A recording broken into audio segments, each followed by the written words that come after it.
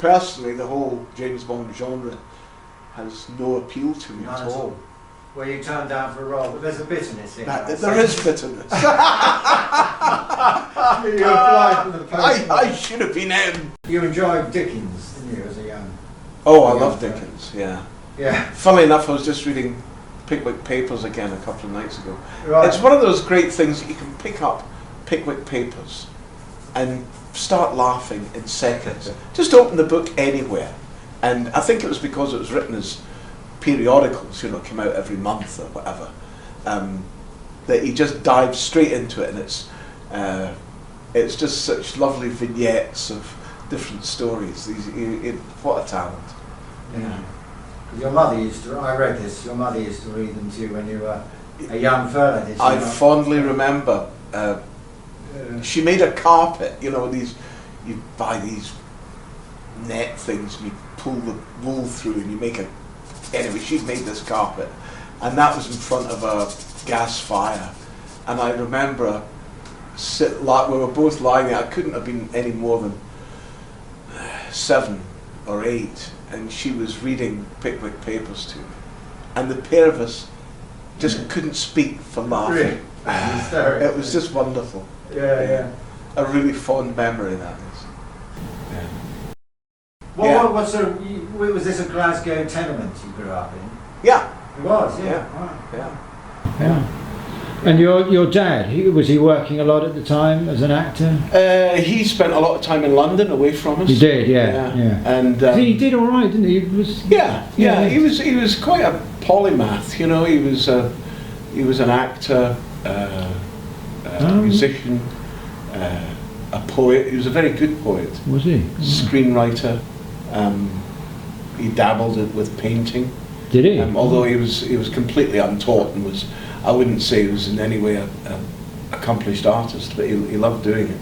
But but he lived away from us for quite a long time. Did he? Right. And so it was my mum that brought us up mainly. I was going to ask what your relationship with him was like. Influence. She was rather. She was, yeah. And then we came down. We lived up there until I was 8, and then my father had just been contracted to be in a farce at the Strand Theatre called Sailor Beware, and in those days they could sort of extrapolate the attendances. It was a farce. They knew it was going to run forever. Peggy Mount was the star. She was a big star at that time. Yeah. And so the producer said to my father, "You're going to be here for 2-3 years." Oh, right. So he sent some money up to my mum to sort of bring us down and things. Yeah. And instead of, I think he presumed that she was going to put us on the train, or we'd all get on the train or the coach in those days. But instead, she went out and she bought a gypsy bow wagon, a bow top wagon, the canvas covered ones, one day, and then she bought a horse the next. And she put me and my sister and her best friend Elizabeth, and we all travelled down from Glasgow to London in the gypsy wagon. Fantastic. All the way down. Wow, how long did that take? About 6 weeks, 8 weeks. Wow. So we travelled down and stayed in London for about 3 years, and then came back, and I went to Clydebank High School. Were you a good student? No, I was a dreadful student. Well, absolutely appalling. Sounds familiar. I think people are interested in learning it at different times of their life, and I wasn't at all interested. You were in anything that came up in a classroom? We had a history teacher who was inspirational because he loved the subject so much. Yeah. And he would act out battles and enthuse you, and I loved all that. It just shows that when a teacher is really in love with what he's doing, it makes such a difference. It really does. And I loved those lessons. I can't remember the gentleman's name, but I loved those. You can't even remember his name? No, I'm afraid not. Dear. No. Right. But so saying, I was a terrible pupil, but it wasn't a terrible school. Were you actually a troublemaker, or you just? No, not at all. No, you just not weren't at all. interested, I preferred dogging off and going fishing or all right. Yeah. anything at all. It was very strict. You know, they had corporal punishment a lot. Yeah. But all the masters dressed with mortarboards and cloaks. This is in Clydebank. Really? Yeah. A working class, very working class, lower working class area. But this school was extraordinary and produced so many doctors. Goodness gracious, it was extraordinary. Fantastic. Really? Yeah, Wow. yeah. Wow. But the West Scotland, or the Clyde side, if we said, had the most extraordinary regard for education, and education, a sort of altruistic education. It wasn't about if I get educated I can make a lot of money. It was if I can get educated I'll be educated. Yeah, you'll know stuff. Yeah. And I'll know how to know stuff. Yeah. And that was it. Yeah. You know, although I didn't do well at school, it wasn't the fault of the school, it was my fault. Yeah. Because they were extraordinary teachers Yeah. and produced some great scholars. Yeah. In fact, my father, he worked at the Citizens Theatre in the Gorbals of Glasgow. But it was, you know, a lot of the Gorbals is gone now, but the Citizens Theatre was right in the middle of the Gorbals.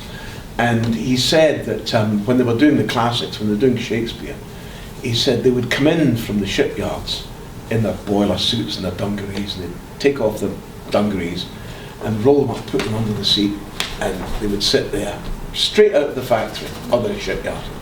And he said if anyone dried during the performance, the prompt would come from the audience before the prompt corner. Really, they knew These the were line. welders and riveters and labourers that knew Shakespeare backwards. Well, how do you explain that? I mean, That lust for education, they had it. for the working class to be educated, because that gives you freedom. Yeah, Absolutely. they knew that. Absolutely. Yeah. And that was, at that period, it was, he always found it extraordinary.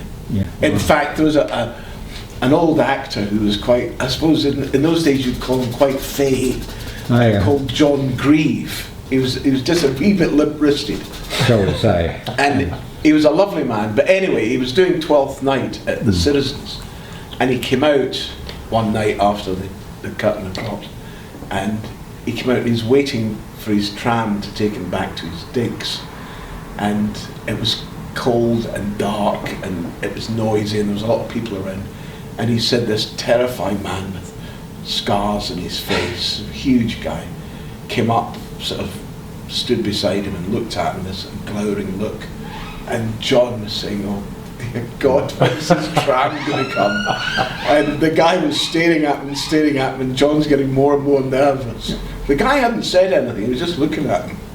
And John was saying, "Oh, please come, please let me get away from here." And the guy leaned over into his face and said, "Your Malvolio was terrific."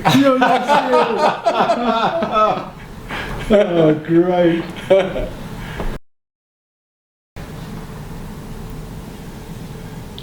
But did the idea of acting appeal to you at that time as well?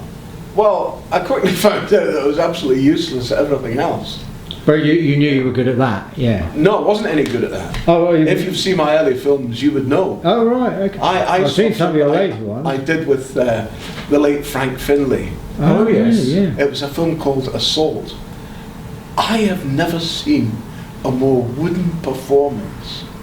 I mean, a wooden Indian outside a tobacco shop had more animation than I had. Really, yeah. It was.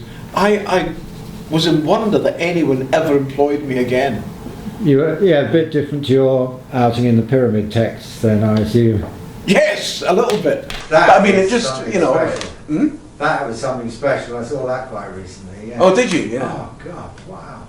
I was so moved by that. Oh, It thank was an you. extraordinary performance. Thank you so much. By any standards. I mean, I'm a hard man. To get me to have tears welling in my eyes is take something special, and that Oh, that's... But that scene when the camera's right in tight on your face, they're talking about your son Yeah. holding his hand in the hospital. I mean, it was so real, so real. I mean, God knows how you experienced it. I mean, did it take you some time to, get back together again afterwards? Yeah, it did. Yeah. Because it's. I mean, it was such a powerful. The whole film was, but that scene, I've never seen anything like it. It was extraordinary. Thank you. I really appreciate that. Yeah, I really mean it. We all come to being actors in all sorts of different ways and things, but mine was just purely time and then I think for me, I got to a stage where I could start to really access the truth. Yeah. That's what it's about. It's finding that truth. Yeah. Be it whatever. Yeah.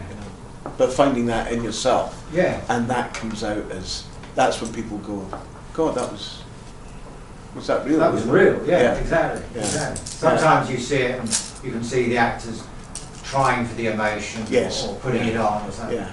That scene you did was, oh my God, so powerful. Yeah. I think it's the art of not acting. It is, absolutely.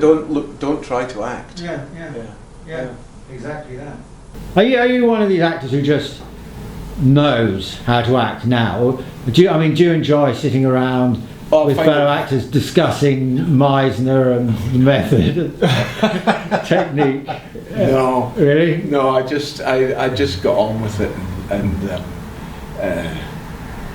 I sort of I don't know, but it's very instinctive for me. Yeah. Had you been to acting school? No. Because I'm sure I heard you say that once, or saw it in an interview where you said you hadn't. And then I saw something recently said you'd been to the Glasgow's Conservatoire. Something like that, and the Bristol Old Vic. I know. Really? Isn't Wikipedia wonderful? I think it was. Yeah, Wikipedia. Yeah. But I won't deny myself anything. If they want to say that, that's fine. Yeah. Of course I did. Yes. When I was at the yes. No, not at all. So the bit about the MB is a load of rubbish as well. Oh no, I got the MB. Oh right. Yeah. Fantastic. So really, you just kind of learnt your trade on the hoof. On the hoof, yeah. Yeah. Amazing. How good were you in New Zealand then when you went out there? Did you feel confident? Was it something you felt, you'll just do it somehow, or did you feel you? Yeah, I felt very comfortable doing it. An English lady director, Joan Craft, who was very sweet, and we were out in the countryside with a lot of raggedy ass New Zealanders having a great time with 1,000 merino sheep, and I won't ask how. I think myself and my friend Vic Yaka, who's the wrangler on the unit, I think we left our mark on the South Island. I bet you did. I'm sure there's a few bars with our teeth marks. I can imagine. Well, yeah. I was going to ask you about that side of things. Yeah, I was going to ask you about. You were in Troy, obviously, with Peter O'Toole. Did you ever shift a few with him, or had he given up by then? Yeah, he'd sort of given up because he was getting on.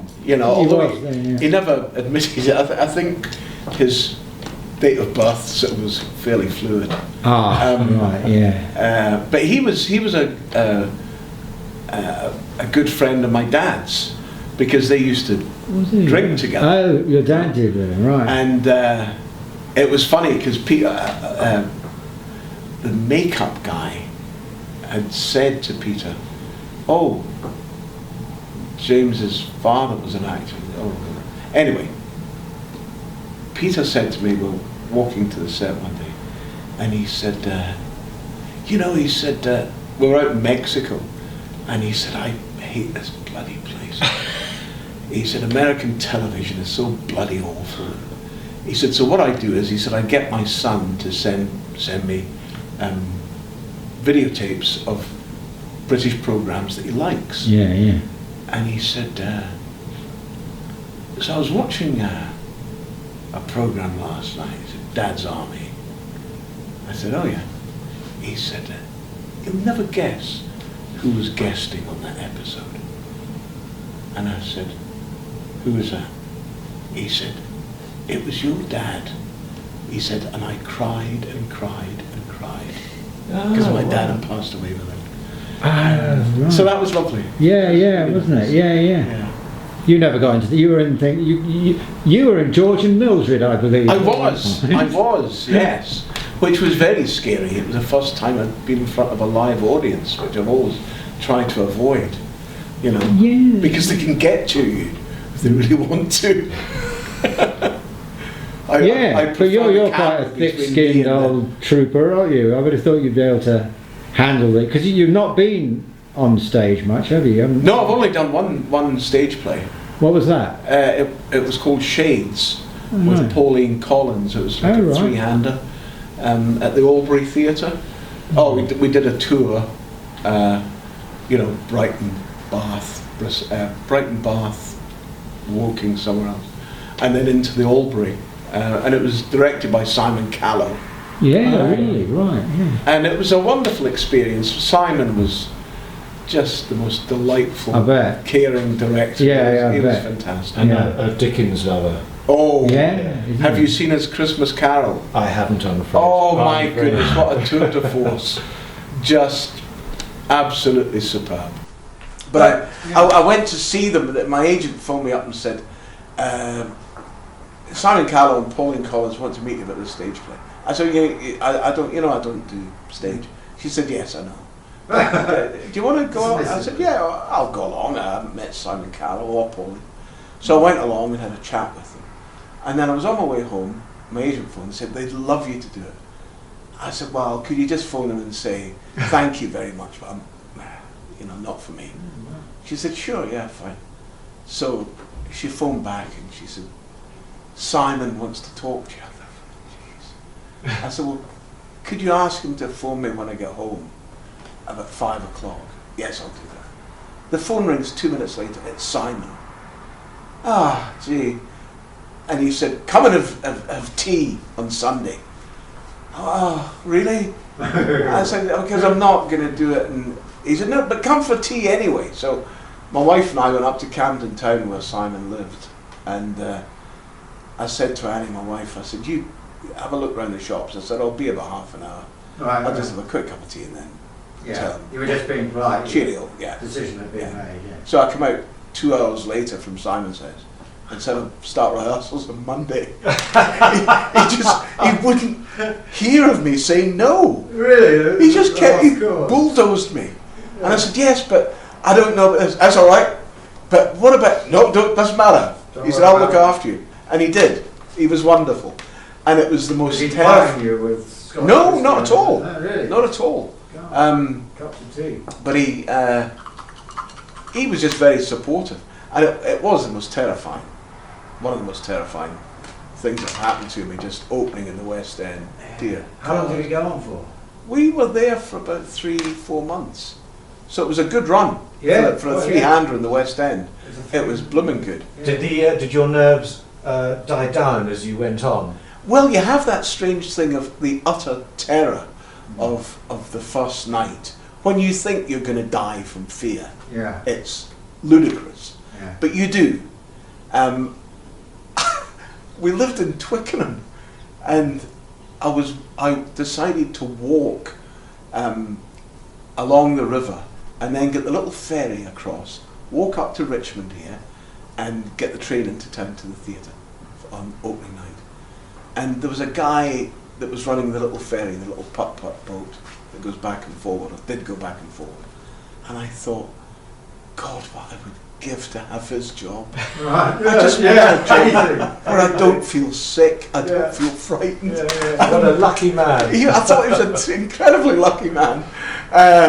But the adrenaline rush afterwards was extraordinary. It was just, you felt king of the world and couldn't sleep for hours afterwards. Yeah. And then you go through it and you get more and more relaxed until you start to get bored of the thing that made you frightened. Yeah. But it was a great experience. I loved it. and loved working with Pauline. It was great. Yeah, I bet she's fun. She's a lovely lady. Well, yeah.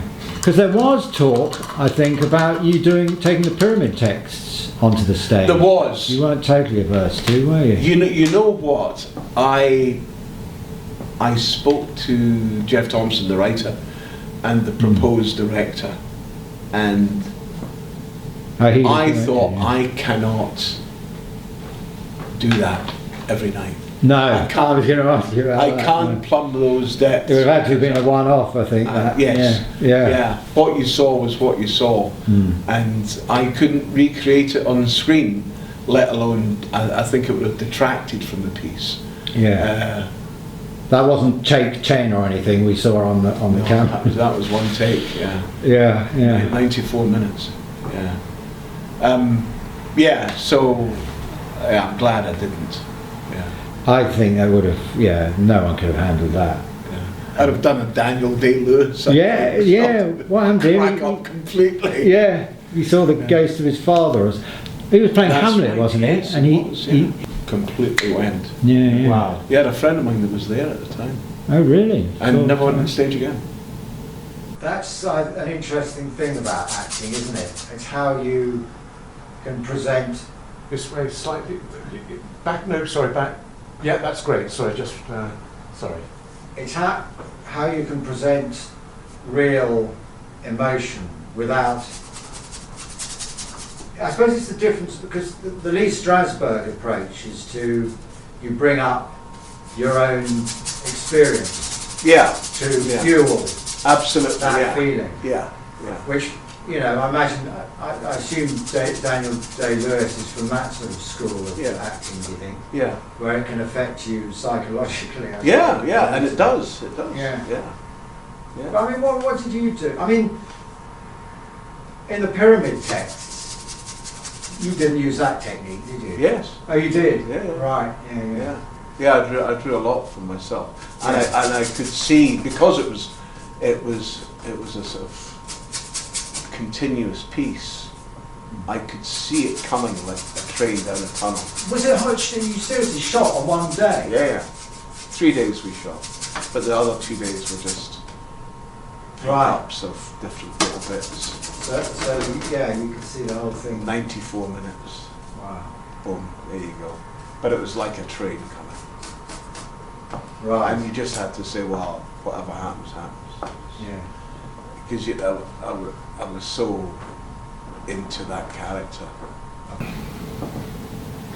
Have you ever made your own movie, directed anything, or wanted to, or considered it? It's a fleeting. Right. Maybe I'd Yeah. Directing's so difficult and so tedious. I mean, I would like to direct if I could only just talk with other actors and find out what they were doing and how we could make a scene work. And I love that bit. But the bit about now we're going into the editing suite, now we're going to be doing the grading, now we're going to be doing the editing, that would drive me nuts. I couldn't bear it. So I don't, no. Otherwise you'd be tempted, would you? Yeah. If it was just working with actors, yeah, I would. But I think the in my opinion, I think the first job of a director is to make the actor feel comfortable and free and be able to give of what they think is their best. Just open the doors and say, there you go, show me what you've got, and then you can pare it down from there, and you can point it in different directions. But unless you have actors who feel happy and have a sense of freedom about what they're doing. Do you find most directors understand that? No. Oh, most don't, you'd say, really? No. I think a lot of directors should try acting a couple of times. Before... see what it's like on the other side. Yeah. And maybe actors should try directing sometimes, Yeah. But when you do find a director that that really understands it makes a heck of a difference. Yeah, Matt, who directed Train Spotting? Oh, Danny Boyle. Danny Boyle, yeah. Yeah. Has he ever acted himself, or has always been? I don't think so. Hmm. No. But you rate him, don't you? Oh, Yeah. goodness. Yeah. Yeah. Extraordinary. Yeah. Extraordinary talent. And a really, really nice guy and so modest. It's extraordinary. Yeah. We should all be very proud of him. He's a great, great director. Yeah. Yeah. Although I'd love to have seen the Bond film, if when he backed out of doing the Bond, which I completely understand. It, wasn't he? Yeah. I thought, my God, what would a Bond film directed by Danny Boyle be like? Yeah. Why did he back out? Do you know? Oh, I think it was just the wrong thing for him, and it was. Of course, it is. It's. Yeah. I mean, I've never seen him. I saw it when Sean was in them. I saw. Yeah. From Russia with Love was the last film I saw of Bond. Yeah. I mean, I've got absolutely no interest in James Bond films. I think. Really? Oh, it's a dreadful waste of time. Oh, right. Well, there's this psychopathic, abusive character wandering around killing people and then rogering all these. Oh dear God! Yeah. Really? Is that a film for grown-ups? Not really. Damn. Oh well. I was, my interest was rekindled when Daniel Craig took over for. Yeah. Yeah, I like him. I think he's very good. Yeah. Okay. He's a terrific actor. Yeah, It's just like, personally, the whole James Bond genre has no appeal to me. None at all. Well, you turned down for a role, but there's a bitterness here. There is bitterness. You applied for the post. I should have been in. Yeah, that's it. I think we got to the heart of the matter. Yeah, no, I've never been asked to play anything in a Bond. Right. Because one man you have worked with was a Bond villain, Robert Carlyle, wasn't he? Oh, Bobby, yeah. Do you know him well? Yeah, no, Bobby, yeah. I've been directed by Bobby as well. He directed? He directed a movie, yeah, the Barney something story. Yeah, he's a very good director. Is he? Very Right. good, yeah. He absolutely got that because he's an actor. Yeah. He absolutely got that. Yeah. Yeah. In spades. Right. Which is terrific. He's a fascinating actor. He shuns the limelight a bit, doesn't he? Because yes, he could be a bit of a star if he wanted to be. But yeah, absolutely. He's a very down-to-earth guy. Yeah. Big family man. Yeah. He still lives in Scotland, does he? Well, he's been working in Canada a lot, but yeah, he still has a home in Glasgow. Yeah. Oh, right, yeah. Because you were in To End All Wars, wasn't it, with him? That's right, yeah. Yeah. I mean, and you got sorted out after about half an hour. Yeah, they shot me, which was rather nice because it was obviously a terribly sad story about the prisoners of war of the Japanese. But I played a lot of military characters, and the lieutenant colonel who gets shot. Classic Cosmo, that, wasn't it? For half an hour, it's glorious stuff. But the good thing was that I didn't have to go through the trauma that the rest of them had, because they ushered us all into a room when we got to Kauai, and they said, now we've got a dietitian because you've all got to look absolutely gaunt, And I knew that I was going to be shot in the first couple of weeks, so I didn't have to worry too much, because that wasn't going to happen for me. They'd have had to I almost said they'd had to have written in another line, God, the colonel's lost so much weight. He was 26 stone when he came in here. He's only 20 now. Did you stay out there though for the rest of the? Probably not. Yeah, we stayed there for quite a while. My wife and I got married out there. We were together, and we had a son, our oldest son. But we stayed out there. Yeah, we had a real connection with the place. It was amazing. It's funny. I don't know if it's a funny story, but Annie and Ethan came out sort of halfway through, and they'd just flown in, and it's a long trip, you know, London, Los Angeles, Kauai, and so Annie was really jet lagged. So as kids Ethan was only about 6 or 7. 6. And I said, well, I'll take Ethan to the set with me today. You just rest up. So we went off to the set, and it happened to be a scene that I was shooting where they had beaten up the Colonel, myself. So the makeup lady was putting on all these cuts and bruises and things, and little Ethan's sitting there looking at that, you know. And the makeup lady said, "Oh, Ethan, when I've done you, Daddy, would you like me to put on some makeup?" And he went, "Oh, yeah. So we'll get a bit of time to wait. So she puts him in, and she gives him a cut, and he's got a black eye, and all different things, a bit of blood here. Anyway, we do the scene, and Ethan's watching still with his makeup, and people are going, "Oh my God, what happened to you?" Oh, and he's saying, "What's the makeup?" and all that. So they said, "Right, that's your wrap for the day." It was mid-afternoon. So we get into it. It was a minibus that my driver had. So I'm sitting in the front of the driver, and Ethan is sitting in the back. And we're driving back to the hotel along this road, empty on our side, a lot of traffic coming up this way. And then, you know that old slow motion thing? This car pulls out about 200 yards on the other side and comes screaming towards us. And my driver's starting to turn the wheel to get off the road. And the van, luckily the van, it just got far enough so that he hit us just on that side, not head on, because if it was head on, I'd have been gone. And he was doing about 60 or 70 anyway. The van went over on its side, he spun off. Everyone survived, thank God. But I clambered out the car, my driver had a cut in his head. And you know, there's a strange sort of calmness when these things happen, you know. And I was shouting, "Ethan, you all right?"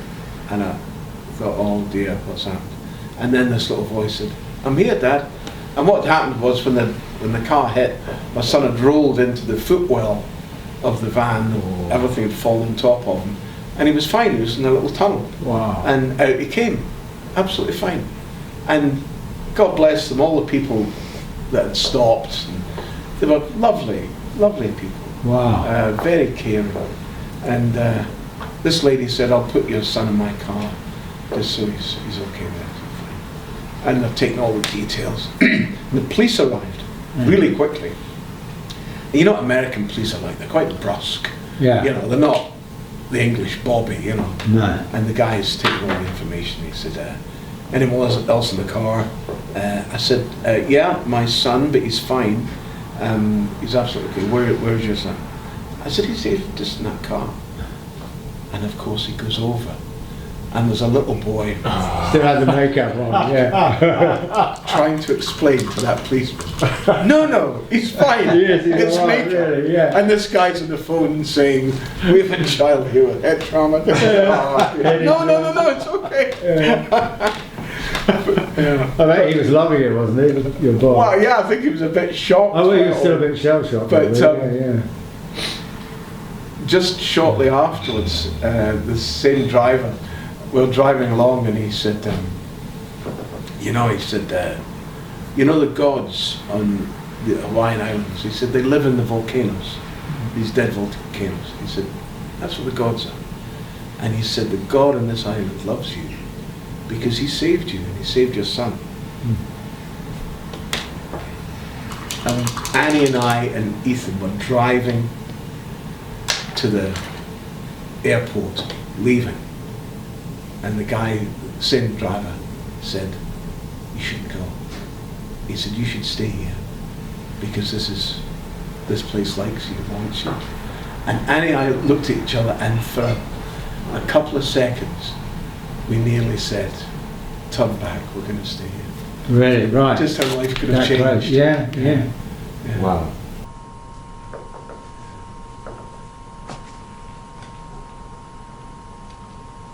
I could have been on my surfboard this morning. Yeah, this is it. I was going to say. How would your life have been? Yeah. Who knows? Yeah. Have you been back since? No, we never went back. Never go back. Wow. No. So by the way, I haven't mentioned Game of Thrones yet. Oh right, yeah. None of us have seen it these days. No, neither have I. Oh, So it's really? fine. Oh, I've seen bits of it. I've seen bits where you're out in Iceland. Is it Iceland Yeah. you filmed that or something? Yes. So that's pretty. Yeah. Well, that must yeah, have been yeah. interesting. Yeah, we did. First season was Northern Ireland, and then 2 seasons in Iceland. Yeah. Wow. So you're out there for periods. It wasn't just a No, not long. couple of days, right? Not long. Did you get what, 4 hours light? or something? Yeah, it was. Yeah. So it was. You had to be sort of quick, but Iceland's a fascinating place. It's yeah. I mean, it's otherworldly. You know, it's perfect for Beyond the Wall.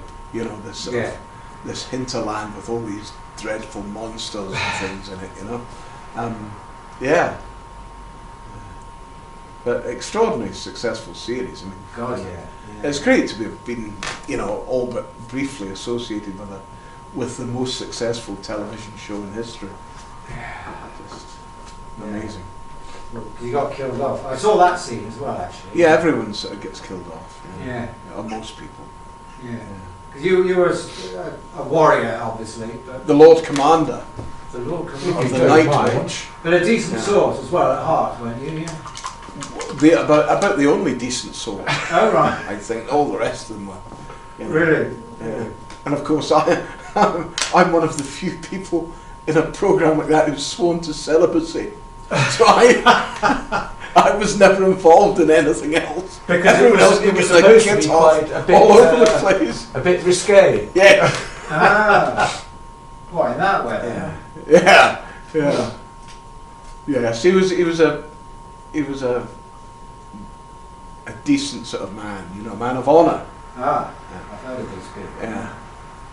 And you had to do a northern accent, didn't you, as well? You weren't using your... Yeah, they threw that one in. That was because Sean Bean had decided that he wasn't going to change his accent.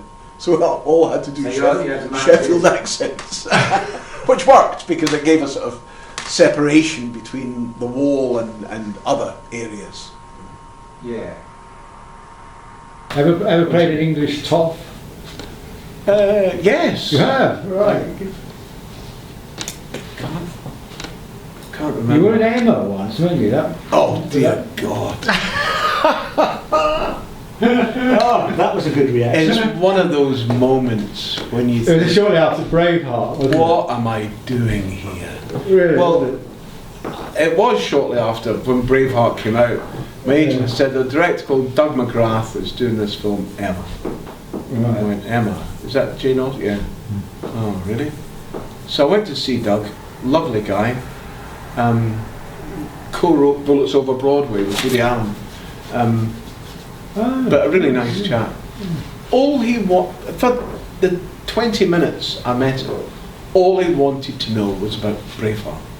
He didn't tell me anything about Emma.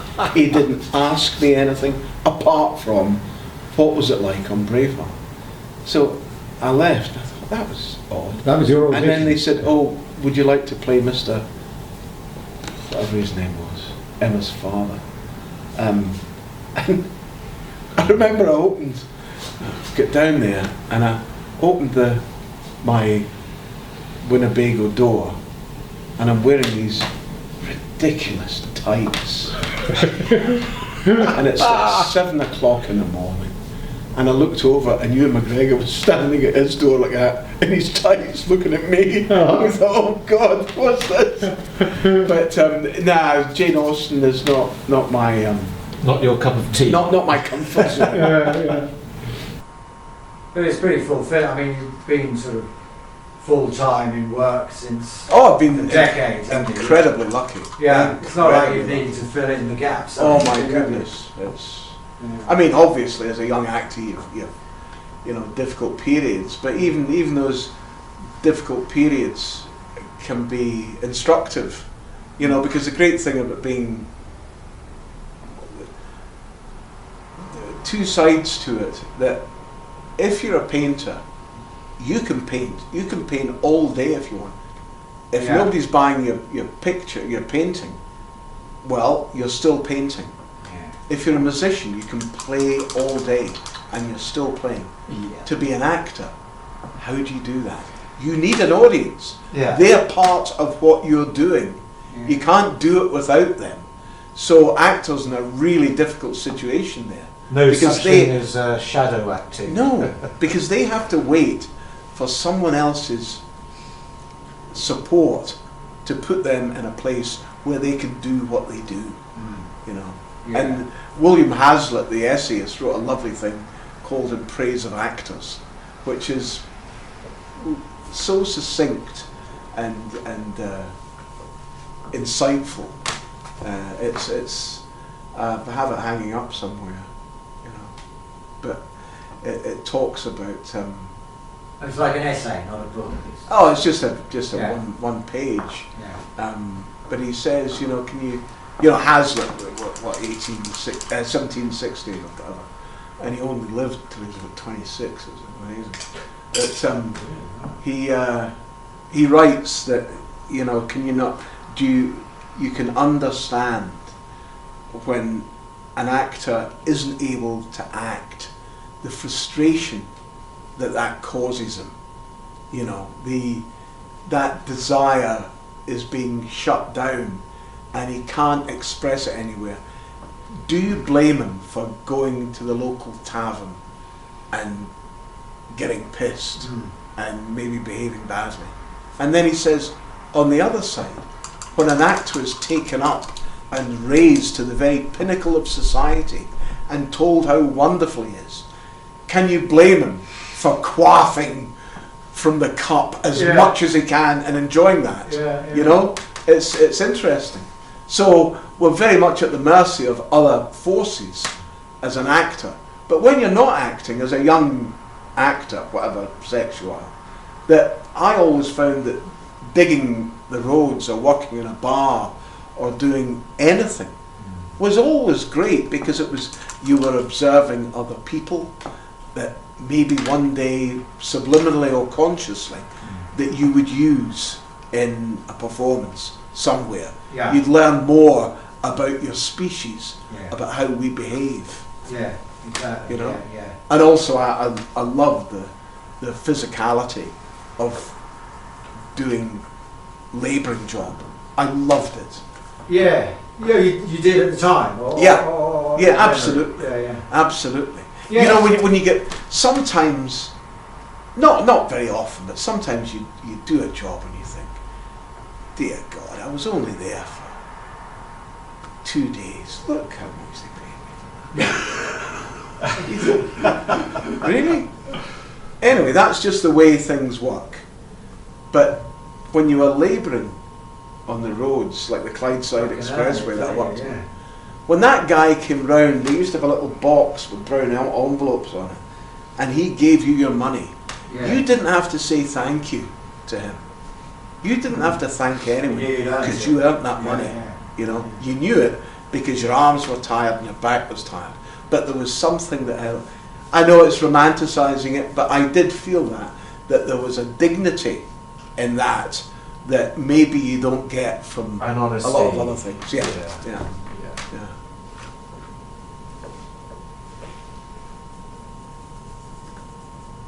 Well, what lured you to Big Brother, by the way? Money. Oh, was that? Yes, and a shed load of money. Right. And really? again, I thought, everyone said, no, you can't do that. No, don't do that. And I thought, well, really? Why not? Why not? I think it's an interesting sort of, I think the concept was fascinating. You know, because when they started it off, I think it was Endemol or whoever it was in Holland, and it was much more uncelebrity based, and it was about people originally together. it was, yeah. And I found that concept really fascinating. Yeah. And I thought, I'm going to do it. Yeah. I didn't even tell my agent. Does he know? Did he find out? She found out. She did. Well, she got her on the Mercedes. morning on the morning I was going. Right. And she was saying, get out that car, don't you dare go in there. Get out the car, don't go in. And I said, Olivia, I'm going in. I'm going in. And she was so... What was her reasoning though? Well, she's just, as everyone did, they thought, this will destroy your career. It'll destroy it. Everyone except Gary, my pal. He was up, he thought that was a good idea, did he? Well, he's very... he's a very different person to me. He's a builder, he's a wonderful bricklayer. He's very wealthy now, but he's a gypsy, or half gypsy, and very down to earth, very, very down to earth guy. And he said, no, you do it, you do it. It's a lot of money, don't walk away from that kind of money. Yeah. And I took his advice, and I thought, well, you know what, if it destroys my career, if I don't get another job, that's fine, that's fine. I'm Really? getting to 70. Yeah. Really? I should be concerned. So I did it, and I've never been busier in my life As a consequence. since I came out. Seriously? Extraordinary. You know, just the last year was the busiest year I've ever had. Wow. You know, I don't know if it was because of that, but it didn't do any harm at all. It was funny when I came out of Big Brother in Addleston. They've got a big Tesco's. So I was in Tesco's just after I came out, after I'd sort of recovered from it, after about a week. How long have you been there for? 32 days. Wow. Gosh. Yeah. Yeah, God, man. So I went into Tesco's. Everyone. Selfie. So I went back and I said to my wife, I'm going to elbow Tesco's. I said, Yeah. can't go there. No. I said, I'm going to go and do my shopping at Marks and Spencer's in Brooklands. So I went to Brooklands Same thing. because they're classier people. Exactly the same bloody Right. thing. So all these people that say, Big Brother, I never watch it. Yeah, Yes, you do. You didn't try Waitrose though. You'd have probably been okay in there. Yeah, maybe so. Yeah. Maybe so. You sound like a big Waitrose fan. As I am. As I am. Yeah. Would you do the jungle one though? Where you Yeah, would. that go? Yeah, absolutely. You'd eat the God knows what they have to put in their mouth. Bugs and all sorts. It's extraordinary. I've got no problem with that. I tell you, Well, you can get a deep fried Mars bar down you.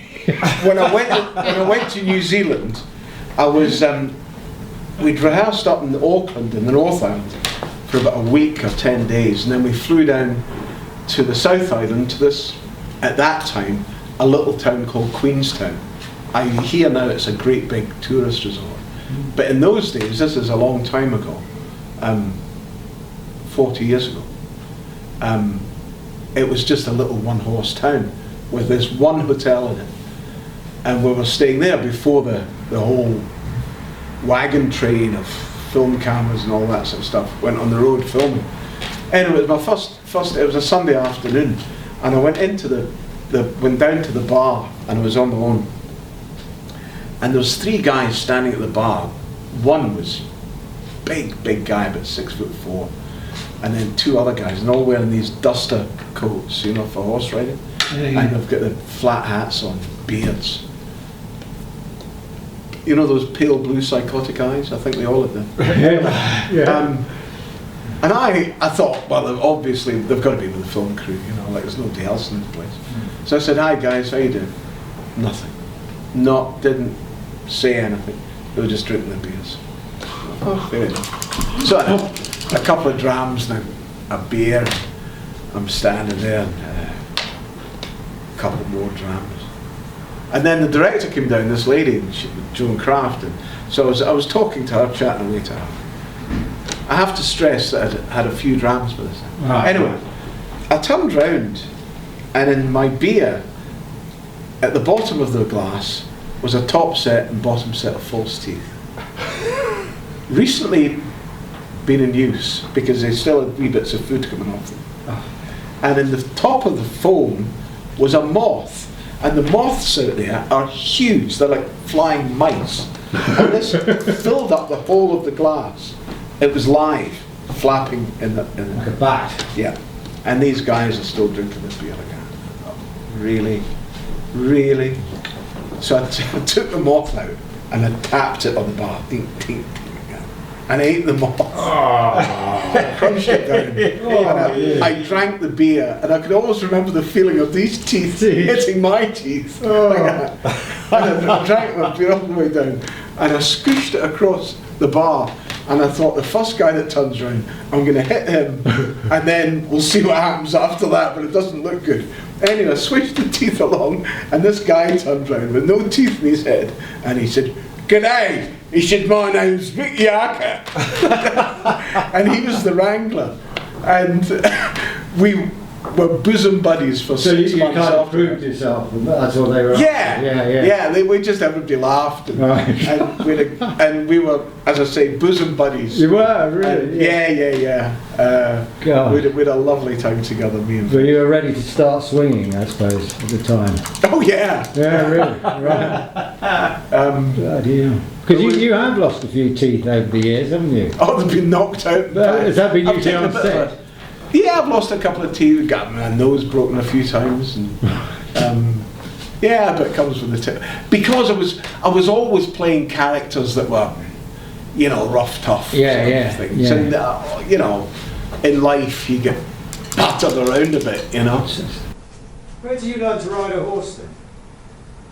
Talking of losing teeth. That was the first. It was a series called The Borderers that BBC did years and years ago, and I started riding then, and just sort of kept it up all the way through. I did a lot of riding. Well, when was the last? The Outlaw King, I suppose, would be the last time I'd ridden a horse on screen. But I got the film that really made it, really made me into a horseman was Braveheart, because we just spent every day. Was that before Highlander? Yeah, no, after. After. Yeah, but we just, Brian Bowes was a stuntman, and he did a lot of work with me, and Tony Smart was a horse master, and it was wonderful because they brought all the lead horses over from Spain, and I had this lovely horse called Orejitas, Little Ear, and he was like a really well-tuned Ferrari.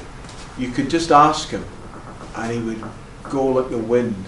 But when you put the brakes on, you just lifted your hand, and he just made sure you were safe. He was just, I loved that horse. I loved him. And the last day of filming in Ireland, they were crating up the horses to take them back to Spain, and I went over with an apple or a carrot or something to say goodbye to Orejitas, and I gave him the carrot and I said, "Thank you very much, Orejitas, for looking after me. You're a great horse." And I gave him a kiss, and he gave me a kiss back. Really? On the face. Horses are these lovely, rubbery, soft, hay-smelling mouths, and he gave me this big wet right in my face, and of course I burst into tears completely. I was gone. Yeah. I had a real affinity with him. He was lovely. Because you've done a lot of sort of military roles, haven't you?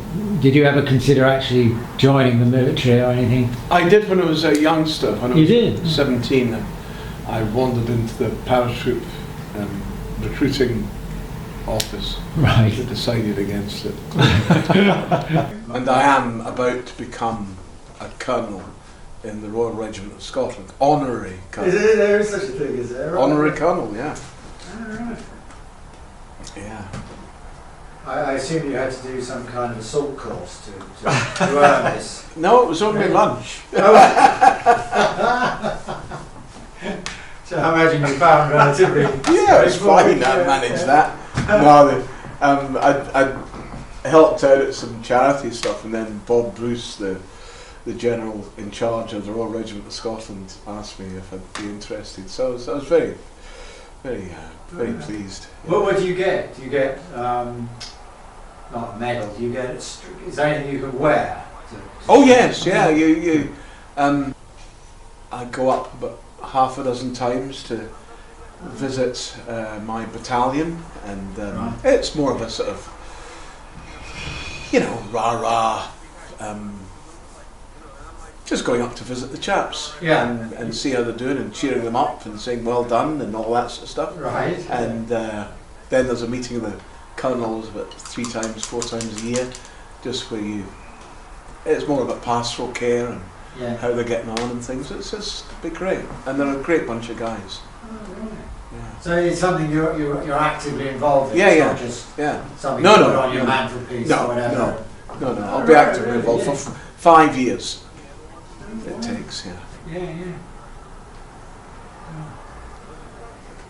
A few years ago, I was doing a series called Sons of Anarchy, and there was a lady director on it who she was very nice, and she did 3 episodes, I think, and American, and because we shot it in Los Angeles, and at the end of it she asked to speak to me, and anyway she said some nice things, and then she said, "Oh, you remind me so much of my grandfather," which I thought, yeah.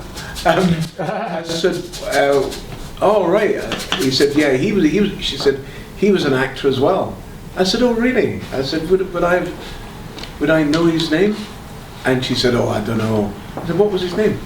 She said, "His name was Victor McLaglen." And Victor McLaglen was John Ford's favourite actor, I think. Oh. He was in every John Ford film. He was he always played an Irishman. He was in The Quiet Man, the John Wayne film. He was the father of Maureen O'Sullivan. Great big hands like this, He was a wonderful actor, absolutely wonderful. Which was a huge compliment to him. Yeah, I was going to say. But he's purported to have said that acting is no job for a grown man. Prize fighting is a job for a grown man, because he was a fighter. Yeah. Yes. What's your take on that? Would you disagree with him? No, I'd agree completely. It's no job for a grown man. Yeah, well, too late now, eh? You're not planning to reconsider then? No, I'll leave it. Yeah.